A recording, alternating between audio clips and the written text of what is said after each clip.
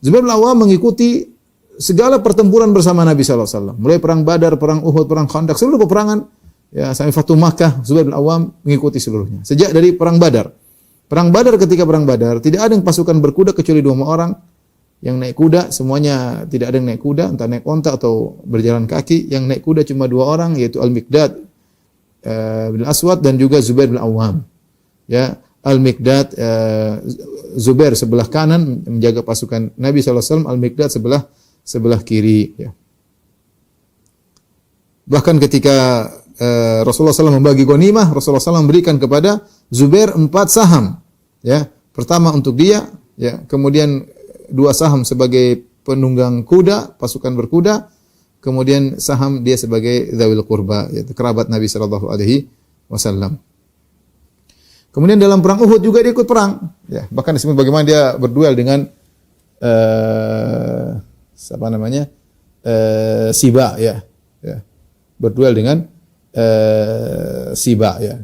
Ketika berduel, maka Zubair bin Awam kemudian manggil, kan ketika Siba mengatakan, man yubari, siapa mau berhadapan denganku? Maka Zubair bin Awam kemudian maju, kemudian dia mengatakan, ya Siba, ya ibna Ummi Anmar muqatti'atul buzur, ya.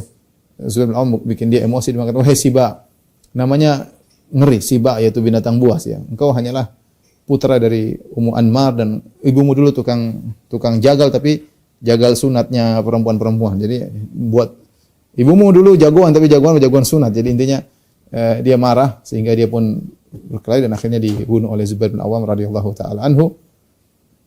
Oh, maaf itu Hamzah, ya. Saya mohon maaf, salah, bukan Zubair, mohon maaf saya. Itu Hamzah bin Abdul Muttalib. Saya salah ingat, ya. Zubair termasuk dalam perang Uhud. Dalam perang Uhud dia ketika Rasulullah SAW terluka kemudian pulang ke kota Madinah. Kemudian ternyata Abu Sufyan bersama pasukannya sudah pergi menuju kota Mekah. Abu Sufyan bersama pasukannya sudah kembali ke kota Mekah. Kemudian mereka berniat untuk al-kar, untuk balik menyerang kembali. Menuju kota Madinah. Padahal mereka sudah pergi. Mereka sudah puas bahwasanya peperangan ketika itu zahirnya kaum muslimin kalah. Sehingga Abu Sufyan sudah bangga dengan mengatakan yaumun biyaumin, yaitu yaumul Uhud biyaumi Badr. Hari ini sebagai membalas kekalahan kami ketika dalam perang Badar. Wal harbu sijal, dan namanya peperangan demikian, sekali kalah sekali menang. Sehingga mereka kemudian pergi. Ketika mereka pergi ternyata ada kabar mereka akan balik menyerang kota Madinah. Ketika itu Nabi dan para sahabat dalam kondisi terluka. Akhirnya Nabi dan para sahabat ketika mendengar mereka balik, Nabi dan para sahabat mereka berjalan menuju ke Hamraul Asad. Ya, kira-kira berapa kilo, mungkin 20 kilo dari kota Madinah untuk menanti kedatangan Abu Sufyan dan teman-temannya. Berangkatlah mereka. Di antara orang-orang yang berangkat untuk menunggu kedatangan Abu Sufyan dengan pasukannya adalah Zubair bin Awam dan Abu Bakar As-Siddiq. Sebagaimana diriwayatkan dari Urwah Ibnu Zubair dari Aisyah radhiyallahu taala anha ketika menjelaskan firman Allah, alladzina istajabu lillahi war rasuli min ba'di ma asabahumul qarh.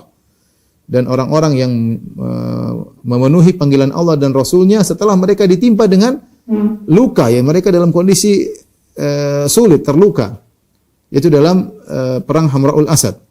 Qadat li Urwah, maka Aisyah radhiyallahu anha berkata kepada Urwah, ya bna ukhti, wahai saudariku, kana abawaka minhum, sungguhnya 2 bapakmu termasuk dari orang-orang yang menyambut panggilan Allah dan Rasulnya, Zubair dan Abu Bakar. Karena Urwah bin Zubair adalah keturunan Zubair bin Awam dan keturunan Abu Bakar, ya.